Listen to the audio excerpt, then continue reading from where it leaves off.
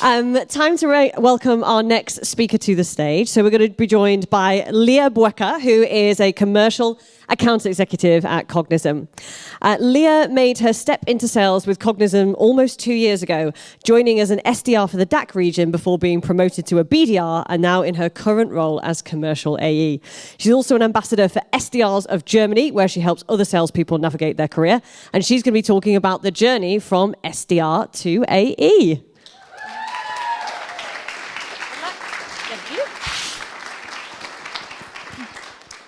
Hi guys, as you will see, I am the only one who did not prepare slides. So first lesson as an account executive, if you're thrown into a situation that you didn't know you had to prepare for, just pretend you're prepared. So here I am talking to you very preparedly about how to become an AE from your current role as SDRs.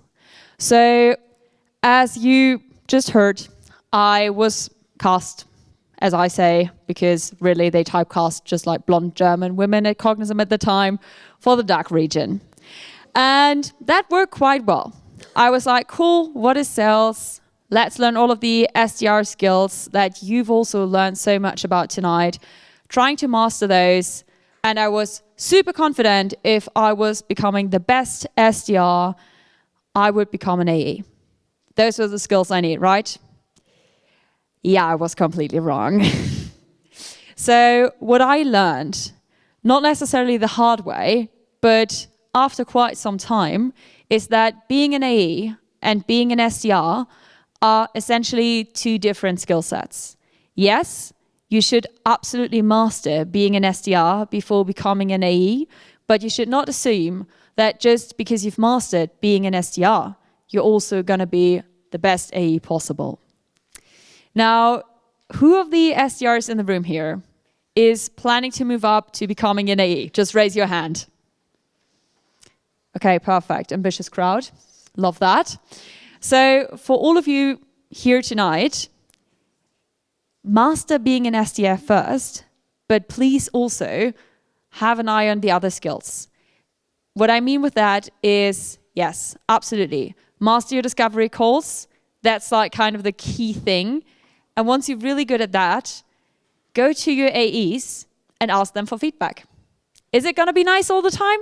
Absolutely not. They're going to tell you, hey, those notes, cool, you told me things about their tool stack and you wrote down their pain is they need emails. That's great. Great thing. I'm going to start out with that. It's not really that great because I do all the discovery. They need emails. It's not necessarily the biggest pain for me as an AE. So what you then want to do is while you start doing your cold calls, while you do your discovery, start thinking like an AE. Start thinking, okay, cool. What are other pain points? What else can I quantify? Who else might this be relevant to? If you're just talking to marketers every single day, should I potentially also talk to sales? Should I talk to operations? At what point would I have to approach, for instance, a VP or CEO? Just think about that. Think who else could be relevant. And also think about pain points that might lead you to those people and connect. Because that's the thing. As an AE, when you're in the discovery, you always want to find pains, more pains, deeper pains. And you want to be able to connect them and paint a picture to the people you're talking to so that you're not only relevant to one person, but relevant to kind of the entire league of people you're speaking to. So that's the first thing that I started doing when I realized, hey, I want to be an AE, and I absolutely don't have the skills that I need. So from one day to the other, I started filling in all of my discovery notes, not just being like, hey, I booked a meeting, that's cool. Let's pass that on to the AE, you do the work. No, I put in more work. And that's one of the first things you should do too. So start rethinking, start refining your discovery. So who of you thought, just like by finding out a little bit about the tech stack and finding one problem, you had already done everything? Okay, cool. Yeah, some of you. Okay, someone's honest here.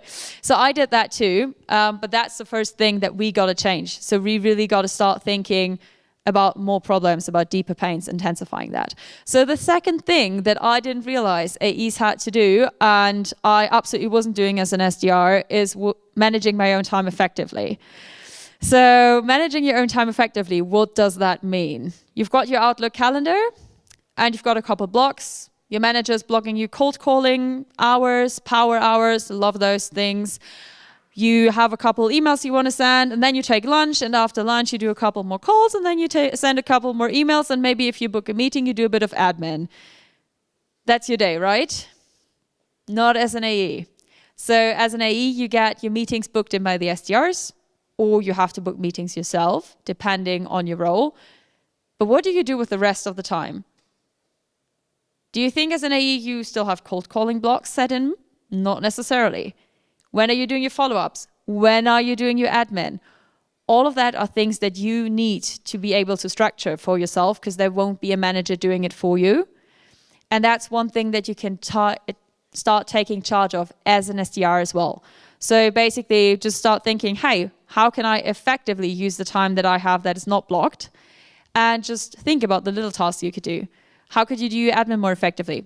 How could you maybe fit in some more cold calls? That's going to help you actually also succeed in your SDR role. So just by planning the time more efficiently, maybe blocking out things that nobody else is doing for you and just holding yourself accountable is going to go a long way, because that's necessarily what you want to do when you become an AE.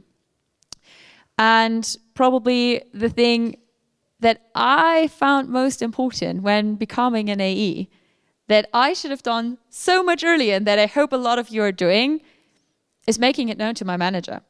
Because we assume all of our managers know we want to be AEs, but they don't. Talk to them. Ask them for resources. Shadow them. Shadow your AEs. Ask your AEs, hey, can I join you on that call? Hey, can I join you on that demo? Learn how to present your product. Learn what your AE is actually presenting as a value prop, which can, by the way, also be super useful to write emails like the ones you presented. Learn all of that from them. But you have to ask.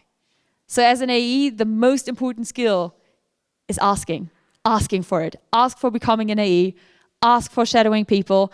And when you're in your calls later on, you will have to ask your clients. You will have to ask your future prospects what they want. What are their pains? You really have to ask every single thing. So if as an SDR, you haven't mastered the art of asking for things, you got to have a lot of work to do. So with that, just to summarize, the key things that you need to do is, first of all, really learning how to do a discovery, learning how to intensify pain. Secondly, learning how to manage your own time effectively, learning from others. And as a last thing, learn to ask questions, and that probably is the most important skill.